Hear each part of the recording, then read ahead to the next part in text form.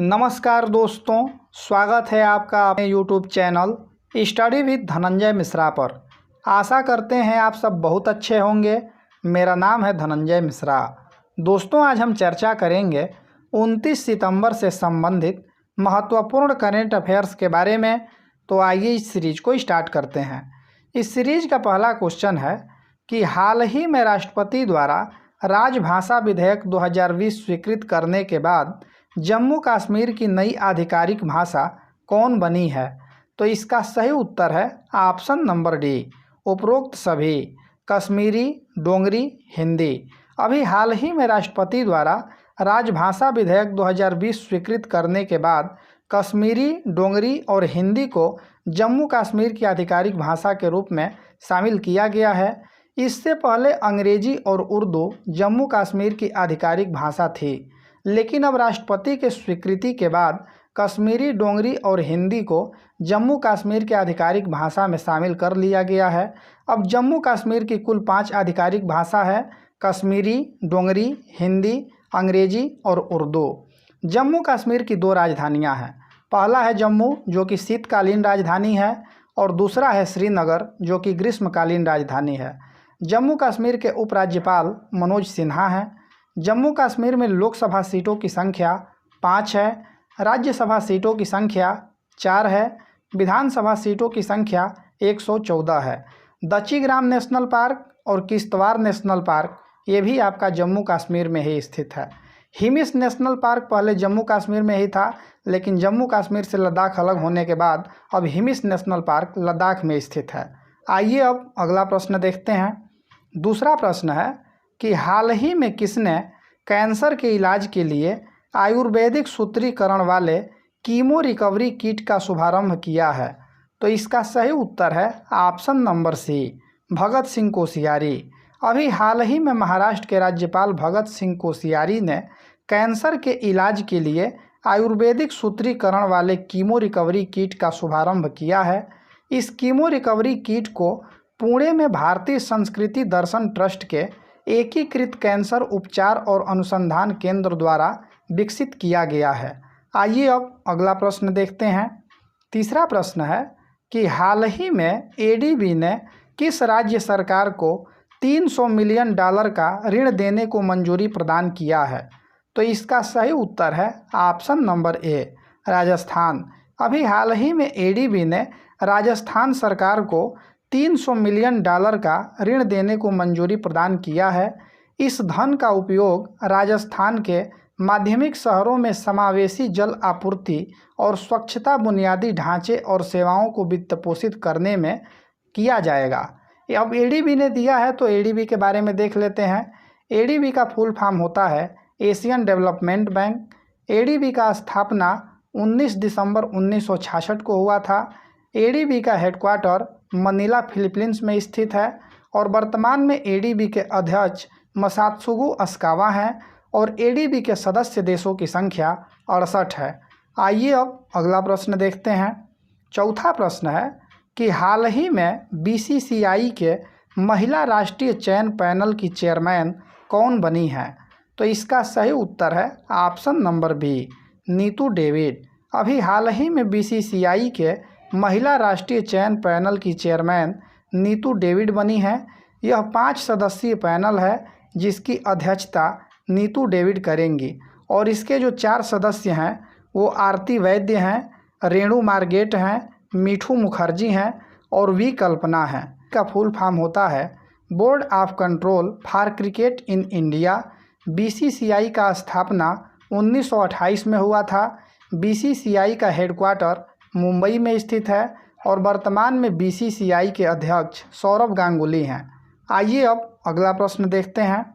पांचवा प्रश्न है कि हाल ही में मनोनीत पीएम मुस्तफ़ा अदीब ने इस्तीफा दिया है, वह किस देश के प्रधानमंत्री थे? तो इसका सही उत्तर है ऑप्शन नंबर डी, लेबनान। अभी हाल ही में मनोनीत पीएम मुस्तफ़ा अदीब ने इस्तीफा दे दिया है। यह लेबनान के प्रधानमंत्री थे। लेबनान की राजधानी बेरूत है।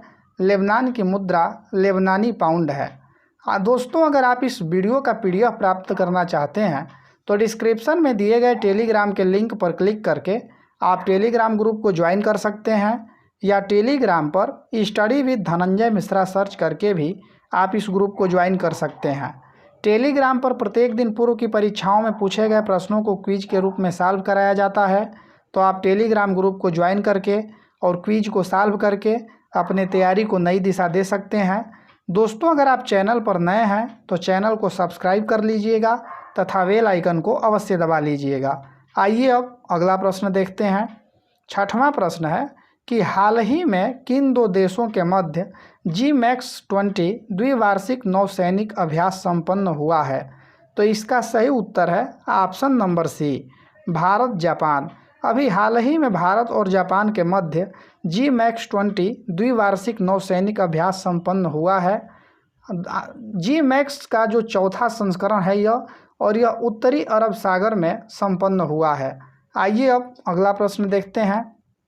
7वां प्रश्न है कि हाल ही में रूस में आयोजित formula 1 Russian Grand Prix 2020 race को किसने जीता है?